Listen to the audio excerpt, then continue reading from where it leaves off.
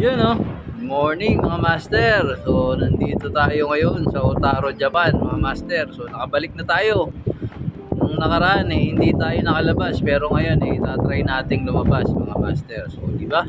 Napakaganda ng view mga master. Saka pala yung mga video natin na lumabas tayo mga master hindi pa natin na ipopost at hindi pa natin na i-edit mga master dahil napalitan yung boss natin, no?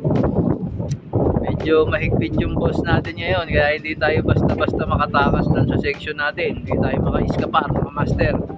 Pero antay-antay lang mga master. May popost din natin yun. So, hanggang dito na lang mga master. Mabuhay kayo hanggat gusto nyo. Ciao! Otaru, Japan mga master. Give it to me like